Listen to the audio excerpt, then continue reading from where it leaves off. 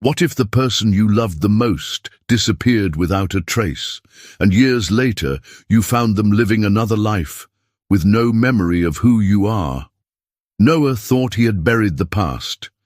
But everything changes when he walks into a restaurant and hears a waitress singing the song that only Olivia, his missing fiancée, knew. The scariest thing? She has the same face, the same look. But he swears he's never seen it before. That's no coincidence. Someone has erased her past.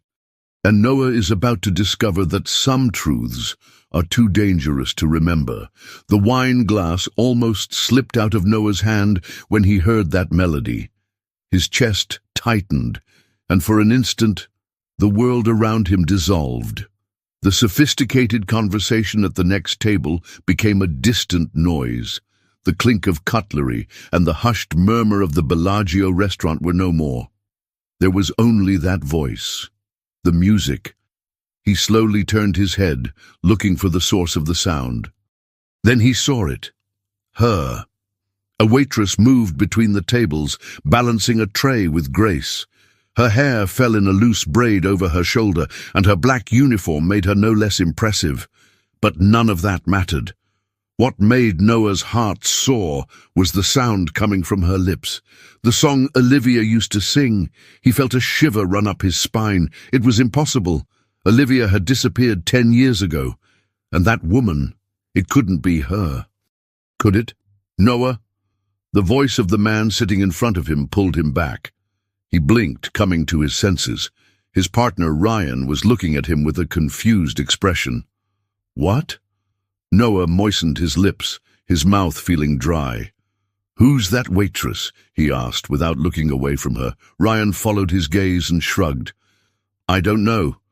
All I know is that the food here is excellent. Noah ignored the comment and called one of the waiters over. That waitress over there. What's her name? The waiter cast a discreet glance in the direction he was pointing. Emma. She's been working here for a few years. Emma. The name meant nothing to him. But that face. The waitress turned slightly, and his heart leapt violently. It was Olivia, or someone who looked terribly like her. Noah stood up suddenly. I need a minute. Noah! Ryan raised an eyebrow, but he was already moving away from the table. He watched her for a while, trying to hold back the urge to run to her. He waited until she left the hall and disappeared through a side door. Without hesitation, he followed. Outside, the New York night breeze blew cold. Emma came out of the back door and took a cigarette out of her pocket. Before she could light it, Noah approached. Hey! She turned around in surprise. Oh, hi! Can I help you? He could hardly breathe. Where did you learn that song? Emma frowned. What song? The one you were singing just now inside the restaurant. She blinked a few times.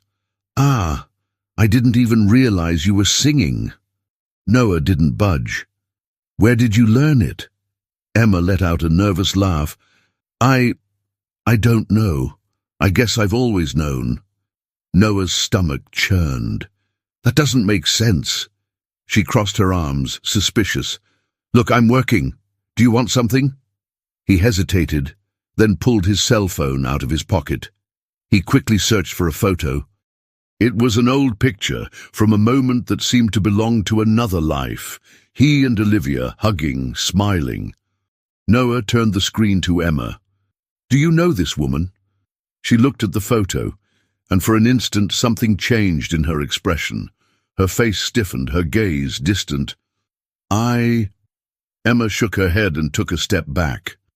This is getting strange. Emma, he pressed. This woman's name is Olivia. She disappeared 10 years ago. You're identical to her. She widened her eyes. What? If it's not you, then explain to me how you can be so similar. Emma put her hand to her forehead, confused. I have no idea what you're talking about. My name is Emma. I've lived here for 6 years. Is this some kind of joke? Noah felt a mixture of frustration and despair. If you're sure, then tell me.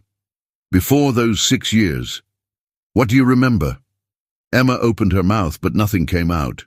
He narrowed his eyes. "That's right," she swallowed. "It doesn't mean anything." "It means a lot." Emma looked around, as if searching for a way out of the conversation. "I need to get back." She turned towards the door, but Noah grabbed her wrist. "Hold on!" She stared at him, frightened. "Let go of me." He let her go immediately, feeling a knot in his chest. "I don't want to scare you. I just want to understand." Emma hesitated for a moment, then shook her head. "I don't know what you're talking about." She hurried into the restaurant, leaving Noah alone in the cold. He ran his hands over his face. His heart was pounding in his chest. This couldn't be a coincidence. He needed answers, and now he wasn't going to stop until he got them. Noah couldn't sleep that night. The image of Emma, or rather the woman who looked like Olivia, wouldn't leave his mind. He spent hours going through old photos, comparing every detail, the shape of her eyes, the contour of her mouth, even the way she tied her hair up. It was her. It had to be. The next morning, he was up before the sun had even risen. Sitting at the kitchen table, he stared at the phone, hesitating. Finally, he took a deep breath and dialed a number. "Who dies?" The sleepy voice of Ethan, his old friend and private detective, answered. "I need you to find out everything about a woman called Emma." Ethan let out a yawn. "Do you have any idea how many Emmas there are in this city?" "This one works at the Bellagio." "Start there." There was a pause. "Do you want to tell me what's going on?" Noah rubbed his face. "I think I've found Olivia." Now silence. Then Ethan snorted. "That's not possible." "I know what I saw." Ethan sighed. "Okay, I'll see what I can find out." Noah hung up without saying another word. He didn't want to sound like a lunatic, but something inside him told him he was right. Later, he went back to the Bellagio. This time, he waited outside near the staff entrance. After a few minutes, the door opened and Emma came out. She stopped when she saw him. "Really? You again?" Noah wasted no time. "Give me 5 minutes." Emma rolled her eyes. 5 minutes, and then you'll leave me alone?" "Yes." She crossed her arms. "Talk." Noah hesitated for a moment, then took a photo out of his pocket and handed it to her. "Is that me?" Emma asked, frowning as she saw the picture of Olivia. "Yes." She let out a nervous laugh. "That doesn't make sense." "Because you don't remember." Emma looked at him, annoyed. "Look, I may look like that woman, but I'm Emma. I have a life, a job, friends. I'm not who you think I am." Noah took a step forward. "Tell me something. What do you remember from before 6 years ago?" She opened her mouth but quickly closed it. "It doesn't matter." "Yes, it does." Emma looked away, uncomfortable. "I remember waking up in a hospital. They said I'd been found unconscious on a road. I had no papers, nothing. They said I must have been in an accident." Noah felt a shiver run through his body. "And no one ever looked for you?" No. She let out a humorless laugh. "Do you think I didn't try to find out? I spent years not knowing who I was, until I gave up." Noah held his breath. "Didn't you ever think that someone might have done this to you on purpose?" She stared at him. "What are you talking about?" He tilted his head. "What if it wasn't an accident?"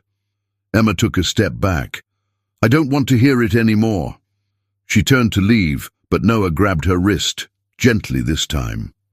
"If you really want to believe that it was all a coincidence, go ahead. But I don't." She hesitated. For a moment, he saw something pass across her face, a shadow of doubt. Then she pulled on his arm and walked away. "Leave me alone." Noah watched her disappear into the crowd. His phone vibrated. A message from Ethan.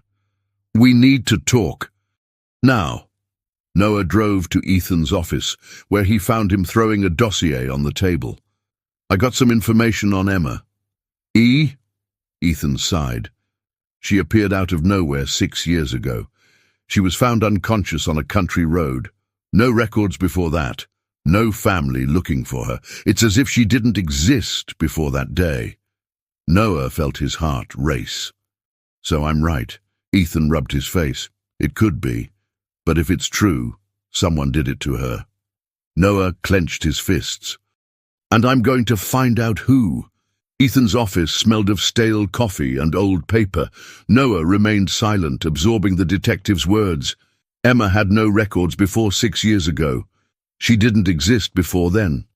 That confirms what I said. Noah ran a hand through his hair. She's Olivia. Ethan leaned back in his chair, arms crossed. It confirms that she could be Olivia, but it still doesn't prove anything. Noah pounded his fists on the table. This can't be a coincidence. Ethan sighed, picking up a stack of papers. I looked up the hospital where she was found. It was a private clinic in the countryside. The doctor in charge of the case was a Samuel. But guess what? He disappeared. Noah deduced. Ethan nodded. He left town shortly afterwards, without explanation. Noah stood up. Give me the address of the clinic. I'll go there. Ethan raised an eyebrow. Do you think they'll welcome you with open arms? Noah grabbed his car keys. I'm not going to ask permission. The drive was long. When he finally arrived at the clinic, the place looked abandoned. However, when he knocked on the reception desk, a nurse answered. What can I do for you? Noah flashed a cold smile. 6 years ago, an unidentified woman was brought here. I want to know who brought her in and who looked after her. The nurse hesitated. I can't give you that kind of information. Noah took a wad of cash out of his pocket and slid it across the counter. What now?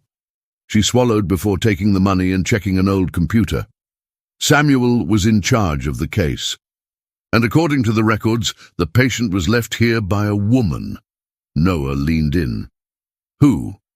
The nurse hesitated. The registered name is Camille. His blood ran cold. Are you sure? She turned the computer screen. The name was there. Camille. Noah left the clinic with his fists clenched. His own sister was involved in this. He needed to confront her. Camille was in her office when Noah walked in without knocking. Ah, what a surprise. She smiled falsely. Noah threw the papers on the table. Do you want to explain to me why your name is linked to Olivia's disappearance? Her smile disappeared. I don't know what you're talking about. Don't lie to me. Noah slammed the table. You took her to that clinic. Camille sighed, leaning back in her chair. You really don't know when to give up, do you? Where has she been for 10 years, Camille? She was silent for a moment. You should stop looking, Noah. Some truths aren't worth discovering. Who erased her memory? Camille smiled. If Olivia really had forgotten who she was, maybe it was for the best. Noah felt the hatred growing inside him. You destroyed her life. Camille raised an eyebrow. I did what needed to be done. Noah took a step back, taking a deep breath. It's not over. Camille laughed softly. I know it's not. He left, feeling his heart hammering. He had to find Samuel. He had to get Olivia back. Noah drove back to the city, unable to get Camille's words out of his head. Some truths aren't worth discovering. What did she mean by that? What else was she hiding? As soon as she arrived at the apartment, she called Ethan. Tell me you found Samuel. I did. The detective's voice sounded grave. But you're not going to like where he is. Where? A small community hospital in a neighboring town. It's been off the radar for years. Noah was already reaching for his car keys. Send me the address. The town was small and quiet, the hospital even smaller. When Noah entered, he saw a narrow corridor and some plastic chairs at the reception desk. He approached the counter. I'm looking for Dr. Samuel. The receptionist looked at him suspiciously. Who's asking? My name is Noah. It's urgent. She hesitated, then pointed to a door at the end of the corridor. Last room on the right. Noah walked with determination and opened the door without knocking. Samuel, a thin man with a tired expression, looked up in alarm. Who are you? Noah closed the door behind him. My name is Noah, and you're going to tell me everything you know about Olivia. The doctor paled. I don't know what you're talking about. Noah threw the clinic's papers on his desk.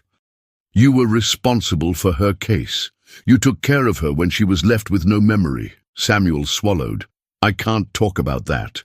Noah leaned over the table. Either you talk, or I'll find a way to make you talk. The doctor ran a trembling hand over his face. I didn't know who she was. I was only called in for a very specific procedure.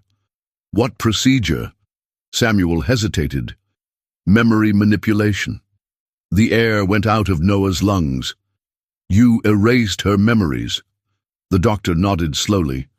Yes, but I didn't know why. They just paid me to do it. Noah clenched his fists. Who paid you? Samuel hesitated. I never knew the real name, but the woman who organized everything was called Camille. Noah felt a chill in his stomach. And is it possible to reverse it? Samuel looked at him hesitantly. Yes, but it can be traumatic. If the blocks are removed abruptly, her mind might not be able to cope. Noah took a deep breath. I want you to do it. Samuel hesitated. If she agrees, I can try. Noah went straight to the Bellagio. When he ran into Emma at the end of the day, she rolled her eyes. You again? Get in the car. Get in the car, please. Her voice was firm, but not aggressive. Emma hesitated, then got in. Noah drove in silence for a few minutes before speaking.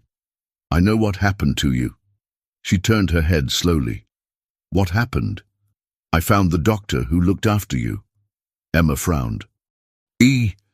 Your memory has been erased. She let out a short laugh. That's ridiculous. You said you woke up not knowing who you were. Haven't you ever wondered why? She remained silent. The doctor can help you recover your memories, but only if you want him to. Emma looked stunned. What if I don't like what I find out? Noah looked at her. I'll be there for you. For a long time, she just stood there, staring at the road. Then, finally, she whispered, All right, let's do it. Emma was sitting in the armchair of Samuel's small office, her fingers intertwined in her lap, squeezing the fabric of her pants as if that could stop her hands from shaking. Noah was beside her, watching every detail of her expression. I need you to be sure, said Samuel, preparing the equipment. Once the process starts, it may be impossible to stop. Emma took a deep breath. I want to remember. Samuel nodded and adjusted the electrodes on her temples. This can be uncomfortable, he warned. Noah took Emma's hand and squeezed it lightly. I'm right here. She looked at him and, for a brief moment, fear gave way to something softer. Then Samuel activated the equipment. An explosion of images flashed through Emma's mind. She saw a sunlit rehearsal room, heard laughter echoing in the background. She felt a cold ring sliding on her finger. She saw Noah. He was smiling at her. And then terror. A woman with cold eyes and a cruel smile, appearing like a shadow in the midst of happiness. Camille. The memory unfolded with overwhelming clarity. The day of the wedding. She was in her room, putting on her veil, when Camille walked in. You're making a mistake, said the woman, crossing her arms. No, I'm marrying the man I love, Olivia retorted, feeling a surge of impatience. Camille sighed. You don't understand, do you? He belongs to me. Olivia laughed. He's your brother, and he's all I have. It was then that Olivia smelled something strange in the air, and her vision began to blur. Something in her champagne glass. She tried to scream, but the world went dark. Emma woke up with a choke, her body sweaty and trembling. Olivia! Noah called out, holding her shoulders. She blinked several times, tears streaming down her face. I remember... Her voice was a thread. Noah pulled her into a tight hug, and she clung to him. Samuel watched in silence. She would need time to take it all in, but Noah already knew that. I just need her to be safe. Samuel nodded. Camille knows it happened, and if she does, she won't stand by. They returned to the city that night. Noah knew that Camille wouldn't let it go, and he was right. When they parked near Emma's apartment, a figure was waiting for them on the sidewalk. Camille. She was wearing a black overcoat, her arms crossed, a fake smile on her face. "You never knew when to stop, did you, little brother?" Noah positioned himself in front of Emma. "It's over, Camille," she laughed. "No, it's far from over." Noah felt Emma cringe behind him. "You can't hide the truth any longer. She remembers." Camille narrowed her eyes. "That doesn't mean anything." Emma finally found her voice. "It means everything." Camille laughed again, but there was something nervous about her posture. "Do you think you can just go back to your life as if nothing had happened?" Emma took a step forward. "I don't want my life back. I want justice." That's when the sirens sounded. Camille's eyes widened and she looked around. Within seconds, police cars surrounded the street. Ethan stepped out of one of the vehicles, a satisfied smile on his face. "I think we have a lot to talk about," he said. Camille tried to run, but two policemen held her back. "This is a mistake," she shouted. Noah approached. The only mistake was underestimating the truth. Camille was taken away, still struggling. Noah turned to Emma, who was breathing heavily, still absorbing everything. "It's over," he said. She looked at him, her eyes full of something new. "No, it's just beginning." Noah smiled. "Then let's get started." She took his hand, and together they walked into the future.